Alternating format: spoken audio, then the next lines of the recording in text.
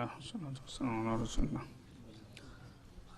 እና እንግዲህ አላህ Subhanahu Wa Ta'ala የሰው ልጆች ከታሪካቸው እንዲማሩና ከስተታቸው እንዲታረሙ የቀዳሚዎቹን ጠንካራና ደካማ ጎን ያቀርብላቸዋል።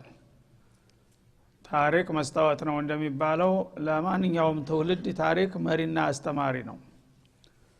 እና የመጀመሪያ ወንጀል በዚች ምድር ላይ እነማን ጀመሩ፣ የመጀመሪያ ደም የፈሰሰው ማን የሚለውን ጠቁሞ በየዘመኑና በየሀገሩ ግን ተመሳሳይ ወንጀል የሚሰሩ ሰዎች እጣፈንታቸው ምን እንደሚሆን ለማሳየት ነው ማለት ነው። እና ሀቢል ኢኒ ኡሪዱ አንተ ቡአቢ ኢስሚ ወኢስሚካ አለው።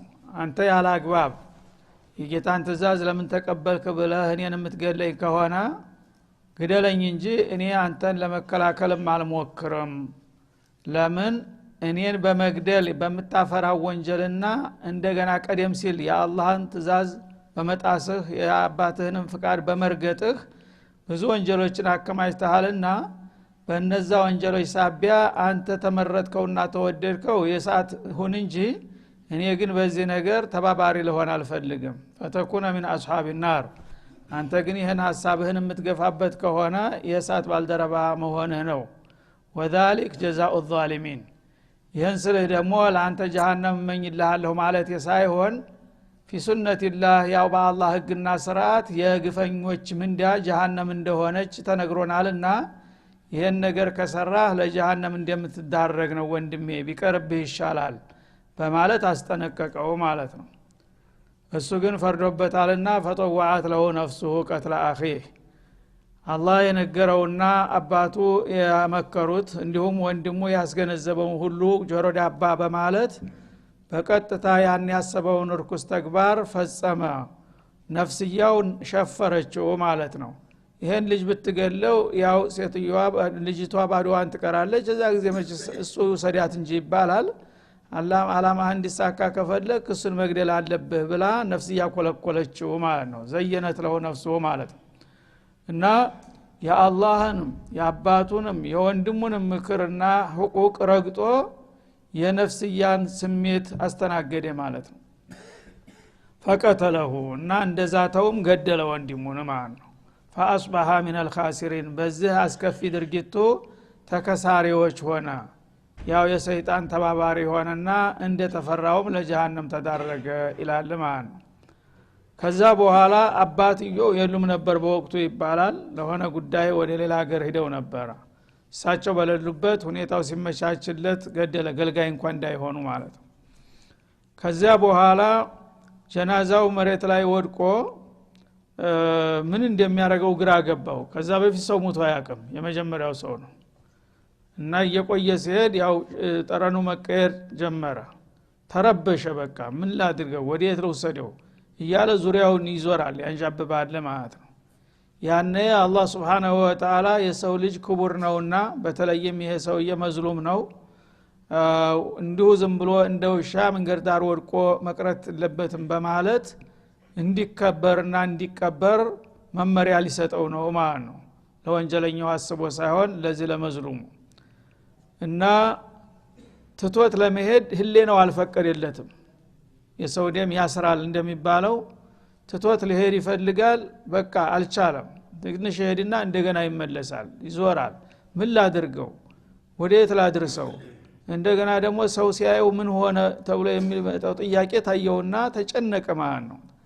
ያኔ አላህ Subhanahu Wa Ta'ala ሁለት ቁራዎች ላከ ባጠገቡ ማለት ነው። ሁለት ቁራዎች መጡና እሱ ፊት ለፊት በሚያይበት ቦታ ላይ ተጣሉ። መናከስ መተናነቅ ጀመሩ። አንዱ ሌላውን አየለና ገደለው። የሱን ስራ ፊልሙን እያሳየው ነው ማለት ነው። እንደዚህ ነው የገደልከው። ከዛ በኋላ ተገደለው በኋላ ቁራው ተሽሎ ምንም ሳይጨነቅ በእግሩ አሸዋውን ጫር ጫር ጫር አረገና ታጎደጎደው በኋላ አስከረኑን ጎትቶ ወንድሙን እዛ ጨምሮ አፈሩን በላው ላይ ሲመልስበት አየ ማለት ነው። እንደዚህ አርገህ ለምን አትሸፍነውም ብሎ አላህ ለሱ መመሪያ ሲሰጠው ነው። እና فبعث الله غرابا አስከረኑን እንዴት እንደሚሰትር እንዲያሳየውና እንዲያስተምረው ቁራ ላከለት ማለት ነው። የባሃቱ ፊል አርድ ያቁራ መሬትን የሚቆፍር ሆኖ መጣ ሊዩሪየው ከይፈ ይዋሪ ሰውአተ አኺህ የወንድሙን አስከሬን እንዴት እንደሚሸፍን እንዲያሳየው ቁራውን በፊቱ ላይ አላከለት ይላል። ያኔ ቁራው በቀላሉ ወንድሙን ቆፍሮ እዛ ጨምሮ አፈር ሲመልስበት ሲያይ ቃል ያ ወይለታ ወይ ጥፋቴ አለ አዓጀዝቱ አን አኩነ مثل هذا الغراب سبحان الله እኔ የዚህን ቁራ ያህል ዕውቀት አጣሁኝ ተሳነኝ ማለት ነው አለ። ይሄ ቁራ እንኳን በቀላሉ ይሄን አስከሬን እንዴት አድርጎ መሰተር ሲችል እኔ ግን ይሄን ያህል ዕውቀት አጥቼ ነው እስካሁን እንደዚህ ተጨንቄ የቆየሁት አለና ወዳውኑ ያየውን ትምህርት ተጠቅሞ ቆፍሮ ወንድሙን ቀበረ ማለት ነው። አሁን እንግዲህ የነደመው እሱ መቅበር መማቃቱ ነው ሰው በመግደሉ ሳይሆን ማለት ነው። ያ ወይለታ አጀዝቱ አን አኩነ مثل هذا الغراب የዚህን ቁራ ያህል ዕውቀት ያለኝ ከመሆን ተሳነኝ ፈኦሃሪ ሰውአተ አኺ ወንድሜን ያስከሬን እሰትር ዘንድ فاصبح من النادمين እና በቁራው በመበለጡ ከተጸጻቾች ሆነ።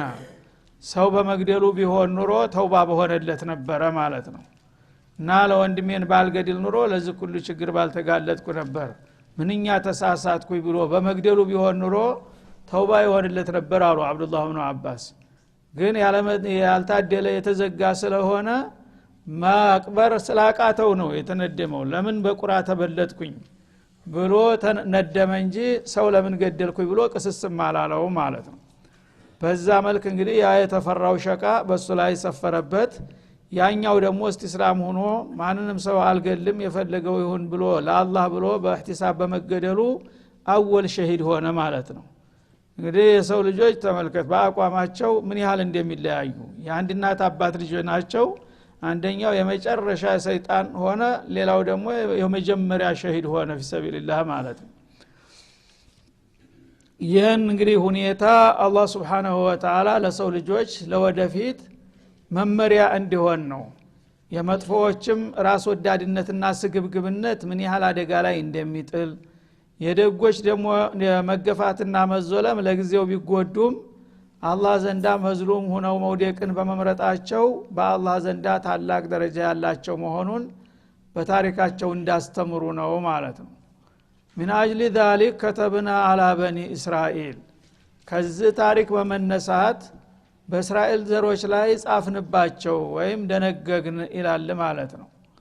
አነሁ አይል አምረ ወሸን ቁም ነገሩ መንቀተለ ነፍሰን بغير ነፍስ አንዲት ነፍስ እሷ በበኩሏ ነፍስ ሳትገድል ንጹህ የሆነችውን ነፍስ አው ፈሳድን ፊል አርድ ወይም በምድር ላይ ወንጀል ሊያስገድላት የሚያስችል ጥፋት ሳታጠፋ ንጹህ የሆነችን ነፍስ የገደለ እንደ ቃቢል ማለት ነው ሀቢልን እንደገደለው ፈካአነማ ቀተለ الناس جميعا ይህ አይነቱ ግፈኛ ሰው አንድ ሰው ብቻ ሳይሆን የገደለው የሰው ልጆችን በሙሉ እንዳወደመ ይቆጠራል የሚል ውሳኔ ያስተላለፍን በእስራኤል ነብያት አማካይነት ይላል።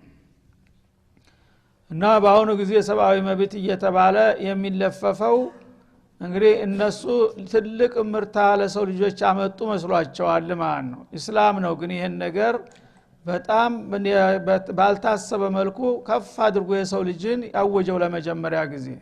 አንድ ሰው መግደል ዓለምን ማውደም ነው። ከዚህ በላይ ምንም ሊነገርለት አይችልም የሰው ልጅ መብት ማለት ነው።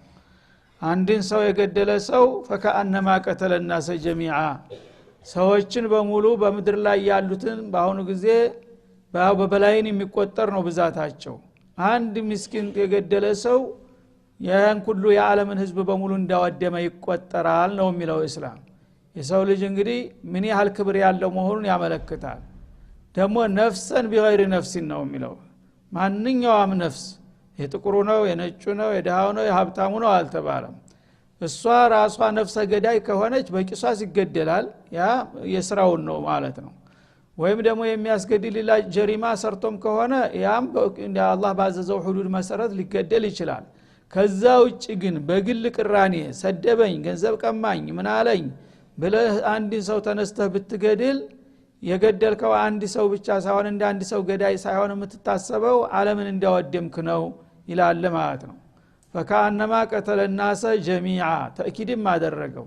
ሰዎችን በሙሉ እንደገደለ ይቆጠርበታልና ነፍሰ ግድያ የዚህን ያህል ነው ጦሱ በማለት ያስጠነቅቃል። ወመን አህያሃ አንዲት ነፍስ ደግሞ ያላግባብ ልትገደል የነበረውን በተለያየ ዘዴ እንድትድን ያደረገ ሰው የታደጋት የገላገለ ማለት ነው።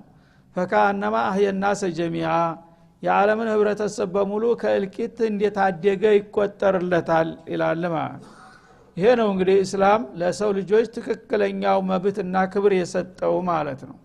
አንድ ሰው መግደል መላውን የዓለም ህዝብ እንደመፍጀት ነው። አንድን ሰው ደግሞ ያላግባብ ሊገደል የነበረውን ሰው ማዳን የዓለምን ህብረተሰብ በሙሉ ከእልቂት ማዳን ነው ብሎ ነው ያስቀመጠው ማለት ነው። የሰው ልጆች ግን የደነገጓቸው ህጎች እስካሁን አንድ ሰው መግደል የ10 ሰው ያህል ነው እንኳን የሚል ደረጃ አልተሰጣቸውም ማለት ነው። እና ይሄም ማለት ምንድነው? በቂሷስ ደረጃ በምን ከሆነ ያው አንድ ሰው የገደለ አንድ ሰው ነው የሚገደለው። ግን ቁብሁን ነው አላህ የሚያሳየን ማለት ነው። አስቀያሚነቱን ከስብዕና የራቀ ኢሰባዊነቱን ነው በዚህ መልክ የገለጸው ማለት ነው። አንድ ሰው ገደልክ ማለት የአንድ ሰው ብቻ አይደለም፣ ስብዕና የምትባል ምስጢር አለበት እዛ ሰው ላይ እና እሱን ከደፈርከው ሌሎቹንም እንደፈጃቸው ይቆጠራል። ምክንያቱም ስብዕና ከደፈረ አንድ ሰው ይሄን ሰው ብገለው ምን አለብኝ የሚል ስሜት ኑሮበት ነው የሚገለው ማለት ነው። ስለዚህ የዚህን ሰው ክብር ተደፈርክ የሁለተኛውን ሶስተኛውን ማገልበት ምክንያት የለም። አቅም ካገኘህ አትምረውም። አንዴ ለይብሎ ነፍስ ገዳይ የሆነ ሰው ገሌና አታናግሩት ይባላል። የደም ፍላት አለበት የመግደል ልምድ አለው ይባላል። ማንም ሰው ይፈራዋል ሰው ገድሏል ከተባለ። ለምን? ሰይጣን ጋልቦታል እሱ ሁሉ ጊዜ አትለውም እንደ ደግሞ ይሄ ነው የሚለው እንደለመደው በቀላሉ ቀጭ ያረጋል ማለት ነው። የዚህ አይነት እንግዲህ ባህሪ ያቺ ስብዕና የምትባለውን ነገር ስለ ደፈረ ከዛ በኋላ ለሰው ልጅ ሂሳብ አይሰጥም ማለት ነው። ይሄ ከሆነ ደግሞ በወንጀሉም ተጠያቂ ነው። ምክንያቱም የሰው ልጅ በጋራ ያላቸው ክብር ስብዕና የምትባል ነገር አለች። እሷን ተደፈረ በተግባር አንተን ገደለ፣ ሌሎቹን ግን በኒያ እንደገደለ ይቆጠራል ማለት ነው። ሌላም ሰው እንደዚህ ቢነካኝ ወየውለት ይጠንቀቅ፣ አቅም ካለው ማንንም አይምርም ማለት ነው። ስለዚህ በዚህ መልክ አላህ Subhanahu Wa Ta'ala የነፍሰ ግድያ ምን ያህል ከባድ እንደሆነ ገለጸ። እንዲሁም ደግሞ በአንጻሩ ሰዎችን ያላግባብ ሊገደሉ የነበሩትን ሰዎች በመከላከል በመገላገል በተለያየ መልኩ በመደበቅ ያዳነም ሰው አንድ ሰው ብቻ ሳይሆን የዓለምን ህብረተሰብ ከአደጋ እንደታደገ ይቆጠርለታል ሲል የሰዎችን ክብር ታይቶ ተሰምቶ በማያውቀው መልኩ ገለጸው አላህ Subhanahu Wa Ta'ala። እና ወለቀድ ጃአቱም ሩሱሉና ቢልበይናት እነዚህ እስራኤላውያን ታዳ መልእክተኞቻችን እንደዚህ ግልጽ የሆነው የማያሻሙ የሆኑ መረጃዎችን ስለ ሰው ልጅ ክብር በማያወላዳ መልኩ የሚገልጡ ሆነው መተውላቸው እያሉ በብዛት እነሱ ግን ከዚህ ጥፋት ሊታቀቡ አልቻሉም። ثم ان كثيرا منهم ሁላቸውም ባንልም ከነዚህ ከእስራኤላውያን ብዙዎቹ بعد ذلك البيان ይሄን የመሰለ መግለጫና ማስጠንቀቂያም ከተሰጠና ሩሱሎች መልእክቱን ካደረሱላቸው በኋላ في الارض لمسرفون በምድር ላይ ህገወጥ ስራን እየቀጠሉበት ነው። ደንበር ዘለልነቱን አላቀባቸውም ይሁሉ ማስጠንቀቂያ ሲል ይወቅሳል ማለት ነው። ናዚህ ላይ በበኒ እስራኤል ላይ የእንደነገግን የሚለው በኒ እስራኤሎች በጣም በርካታ ነብያት ስለተላኩላቸውና ብዙ መለኮታዊ መጽሐፎች ስለወረዱላቸው በተደጋጋሚ በዚህ ነገር ላይ አጥብቀን ነበር አደራ ያልናቸው። ያ ሁሉ አደራ ግን እንደተጠበቀው ውጤት አላመጣም። እነሱ ያው በጀራኢም ተሌሎቹ ልቀው ነው የሚታዩት ማለት ነው። ሌሎቹ ምናልባት ጥፋቱን ቢያጠፉ ጀህል አለባቸው ወይም ሪሳላ ያልደረሳቸው ናቸው። እነዛ ባዕዶል ሙበሪር አላቸው ወንጀል የለባቸውም ባይባልም እንኳን እነዚህ እስራኤላውያን ግን መሪ የላቸውም እንዳይባል አብዛኛው የዓለም ነብይ የተላከው እነሱ ውስጥ ነው። ኩታብ አልወረደላቸውም መመሪያ አልደረሳቸውም እንዳይባል ብዙ መመሪያዎች ለነሱ ነው የተላኩት። ያ ሁሉ ተደርጎ ግን ኢነ ከሲረ منهم في الارض لمسرفون አብዛኛዎቹ ከዚህ ሁሉ ጥረትና ማስጠንቀቂያ በኋላ በመድር ላይ ደንበር ዘለል ሆነው ነው የተገኙት እንጂ እንደ ተከክለኛ የአላህን ፍቃድ የሚያከብሩ ሆነው አልተገኙም። ይህ ባህሪ ስላገናኛቸውና ስላስተሳሰራቸው ነው ከቃቢልና ከነሃቢል ታሪክ ጋራ ያጣመራቸው ማለት ነው። ኢነማ ጀዛኡ الذين يحاربون الله ከዚህ እንግዲህ የወንጀልን ጉዳይ ስለተነሳ እስላም ለወንጀለኛ መቀጫ ያለው መሆኑንም አያይዞ ሊገልጽልን ነው ማለት ነው። አሁን የሰው ልጆችን ክብር መድፈርና ያላግባብ መግደል ምን ያህል ከባድ መሆኑን በጥቅሉ ካስቀመጠ በኋላ ከዛ በኋላ ገዳይም ገደለ ሟችም ሞተ አላህ ይብቃኝ ብሎ ዝም ይባላል በእስላም ወይስ የሚለውን መልስ ለመስጠት ሰዎችን ያላግባብ የገደለ ሰው ሁለት አይነት ቅጣት እንደሚጠብቀው ይገልጽልናል ማለት ነው። إنما جزاء الذين يحاربون الله ورسوله እነዚያ አላህንና መልእክተኛውን የሚዋጉ የሆኑ ሰዎች ምንዳቸውና የሥራ ዋጋቸው ይላል ወይስዓውነ ፊል አርዲ ፈሳዳ በመድር ላይም ደግሞ ጥፋትን በማሰራጨት የሚተጉ የሚናጥጡ የሆኑት አይቀተሉ እነሱ በመረጡት መንገድ አጠፋ ሊሰጣቸው ይገባል። ሰውን ያላግባብ ከገደሉ ህብረተሰቡ ደግሞ ኃይሉን አስተባብሮ እንዲህ አይነቶችን አጥፊዎች ደብዛቸውን ሊያጠፋቸው ይገባል ይላል አላህ Subhanahu Wa Ta'ala። ቂሷስ ማዘዙ ነው እና አው ይሰለቡ ወይም ደግሞ እንዳስፈላጊነቱ መቀጣጫ እንዲሆኑ በአደባባይ አስከራያቸው ሊሰቀልም ይገባቸዋል ይላል። አው ተቀጣ አይዲህም ወአርጁሉሁም ሚን ኺላፍ ወይም ደግሞ እጆቻቸውና እግሮቻቸው ተፈራርቀው ሊቆረጡ ይገባቸዋል። ቀኝ እጁና ግራ እግሩን ቆርጣችሁ መቀጣጫ ማድረግ አለባችሁ እንደ አይነት ጸረ ሰላም የሆነው ሰው ማለቱ ነው። አዩን ፈው ሚን الارض ወይም ደግሞ ተሃገር ልታባረሯቸውም ትችላላችሁ ወይም ልታስሯቸው ማለት ነው። እነዚህ ሁሉ መቀጫዎች እንግዲህ ለጸረ ሰላም ለሆኑ ኃይሎች ንጹሃንን ለሚጨፈጭፉና ስርዓት ለሚጥሱ ሰዎች በአማራጭነት የተሰጡ ናቸው እነዚህ ሁሉ መቀጫዎች ማለት ነው። ስለዚህ እነዚህ ሁሉ በአማራጭነት እንዴት ነው የሁሉ ቅጣት በአንድ ሰው ላይ ይወርድበታል ማለት ነው ወይስ ወደሚለው ሲመጣ አንዳንዶቹ አው በሚል ነውና ያአበረው አው ማለት ሁሉ ጊዜ ወይሄ ማለት ነው። ይሄ እስከሆነ ድረስ ምርጫው ለአሚር ይተውለታል ማለት ነው። አሚሩል ሙእሚኒን ካለ በትክክል በሸርዕ የሚያስተዳድር ሰው አላህ Subhanahu Wa Ta'ala አሚሩን ይሄንን የመቀጫ አማራጭ ሰጠው ማለት ነው። ወንጀለኛ ይለያያል በይዘቱና በባህሪው ይቀርብለታል። ይሄ ሰው የነፍሰ ገዳይ ነው በሚባልበት ጊዜ ለምን ገደልክ ሲል ሙላበሳውን የገደለበትን መንስኤውን ምክንያቱን ምኑን ያጣራል።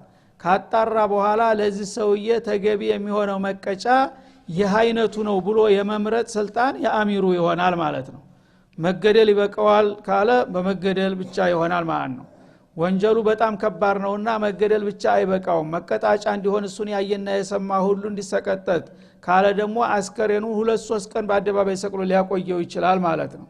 ለምን ሰውየውን ማጠቃት ሳይሆን የሚፈለገው ይሄ ጀራኢሙ ምንጩን ማድረቅ ነው ማለት ነው። አንድ ሰው የማያዳግም ከባድ እርምጃ በሚወሰድበት ጊዜ እሱን ያየ ሁሉ እንደገሌ ትሆናለህ እያለ ስርዓት ይዛልና በዛ መልክ ማለት ነው። ከዛም ደግሞ ታስፈለገ ከግድያ በፊት ሊያስረውም ይችላል ሊቆርጠውም ይችላል እንዳስፈላጊነቱ። ሙጅሪሞች ያው ደረጃቸው የተለያየ ነው ባህሪያቸው የተለያየ ነው የወንጀል መጠናቸው የተለያየ ነው። በዛ መጠን ይገባዋል የሚለውን አሚሩ ሊወስን ይችላል ማለት አንደኛው አካሄድ ይሆናል ማለት ነው። ሌላውና ሁሉንም ማስታራቂ የሆነው የአብዱላህ ኢብኑ አባስ ተፍሲር ነው። እነዚህ ጉዳዮች ላይ ምናሉ መጀመሪያ ሰውየው ነፍስ ገሎ ገንዘብ ዘርፎ ከሆነ አሉ ይሄ ሁለት ወንጀል ነው ከባድ ወንጀሎችን የሰራው።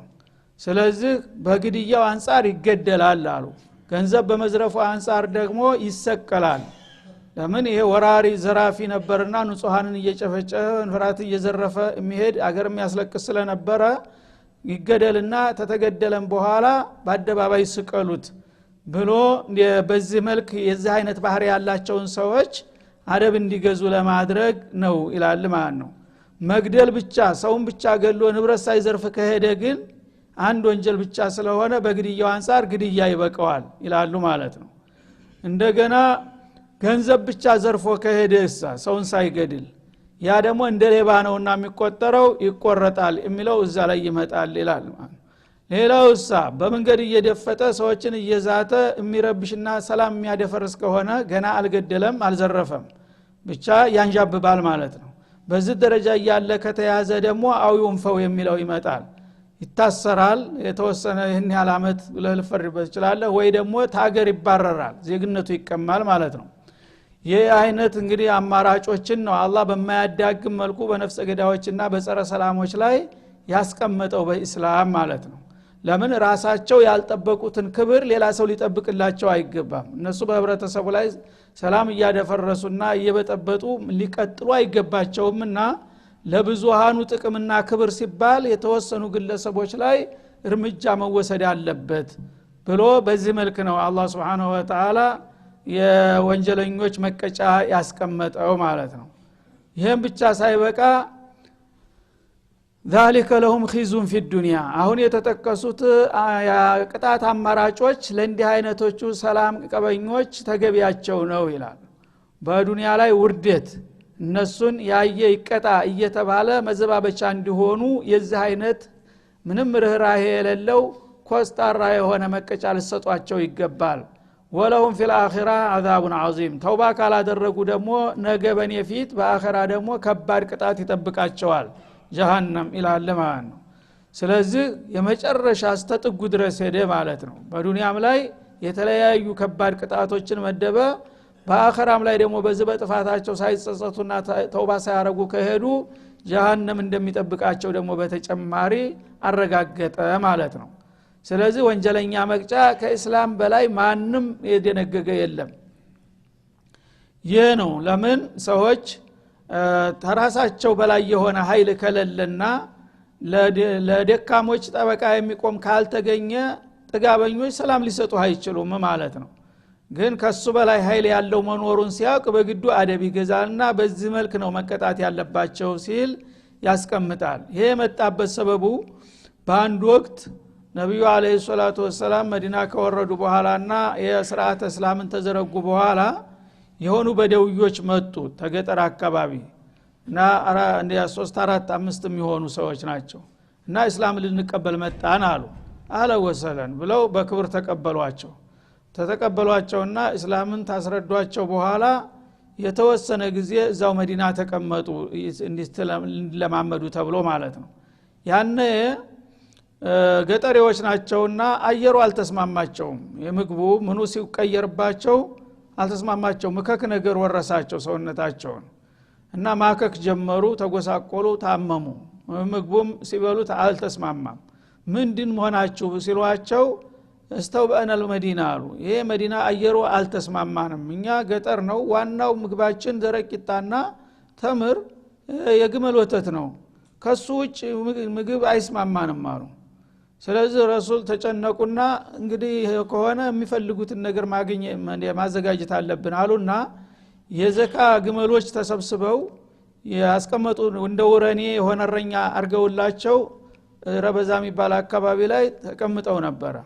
እዛ ላኳቸው እና ያ ግመል ወተትና እንትን ከሆነ የሚስማማችሁ እዛ ሄዳችሁ የኛ አረኛ አለ ከሱ ጋር የተወሰነ ጊዜ ተቀምጣችሁ እስከሚሰራችሁ ድረስ እሽረቡ ሚን አልባኒሃ ወአብዋሊሃ አሏቸው እና የግመሎቹን ሽንታቸውንም ወተታቸውንም ጠጡ አሉ። እና ሽንት የግመል ሽንት መድኃኒት ነው ማለትም በዛ አጋጣሚ ተናገሩ ማለት ነው። ዝም ብሎ አይደለም የተናገሩ ለቀልድ አይደለም ተረጋግጧል። በአሁኑ ጊዜ ይሄ እርገረማ ከክ ምናምን ታጠቃው የግመል ወተት ተታጠበ ወይም ከጠጣ ወዳው ነው የሚረግፈው እና እንዳላችሁት የግመል ወተት እና ሽንቱም ጭምር መድኃኒት ነውና ሄዱና እንግዳውስ ያው እንዲሰሞን እዛ ጠጥታችሁ ቶሎ ተብለው ተላኩ። ሄዱና እዛ ለመለክተኛቸው እንደዚህ እንግዶ ልከልሃለሁና አስተናግዳቸው ብለው ሲልኩ እሱም በክብር ተቀብሎ እኛን ግመሎች እያለበ ማስተናገር ጀመረ ማለት ነው። እንደተባለውም ወዳው ያንን ሲጠጡና ሲታጠቡ ያከካቸው ረገፈላቸውና ዳኑ። ከዛ በኋላ ሰይጣን መጣ አጅሬ እነዚህ ግመሎች ልዩ ግመሎች ናቸው እነዚህ ግመሎችን በቃ የጠጥነሱን ወተትና ሽንት የተጠቀመ ሰው ከማንም በሽታ ሁሉ ይጠበቃል እና ለምን ይዛቸው አትሄዱም ብሎ መከራቸው አጅሬ። እና ይዘን ስንሄድ ደግሞ እንትኑን እረኛው ብሎ ታስያዘናሉና ያን አስተናጋጃቸው ምስኪኑን ሷሃቢ ገደሉና መግደል ብቻ አይደለም አስከረኑ ማንነቱ እንዳይታወቅ ቅጥቅጥ ቆራርጠው በተስተስ አድርገው እጁን አይኑን ሁሉ አውጥተው በሙሉ ተጥቅም ውጭ አድርገው ግመሎቹን እየነዱ ጉዟቸውን ቀጠሉ ግን ያ ጀሪማቸው አለቀቃቸውም በአካባቢ ያለ ሰው ድንገት አያቸውና አለ ወዳውኑ ጥሪው እንዲና ደረሰ ጀግኖቹ ሲሰሙ ሰሃቦች ወዳውኑ ግመላቸው ተዘርፎ ሄደ ማለት ሲሰሙ በፈረስ ወዳው ደረሱባቸው እጅ ተፍንት ዘይዘው ነብዩ ፊት ቀረቡ በጀሪማቸው አመኑ እንደዚህ አድርጋቸዋል ሲሏቸው አሁን ሰውየው ለምን ገደላችሁ ታዲያ እንዳይነግርብን ብለናል خلاص አሁን እንግዲህ ምን እናድርጋቸው ምን አይነት መቀጫ ነው እነዚህ የሚያስፈልጋቸው ሲሉ ጅብሪል አሚን ደግሞ ይሄን አያት ይዞ መጣ በዚህ መልክ በማያዳግም መልኩ ልትቀጣቸው ይገባል አለማን ነው እና ምክንያቱ እነሱ ቢሆኑ في كل زمان ومكان የእስላም አቋሙ ይህ ነው የዚህ አይነት ወንጀል ለሚሰሩ ሰዎች ማለት ነው هذا وصلى الله وسلم على النبي وإلى اللقاء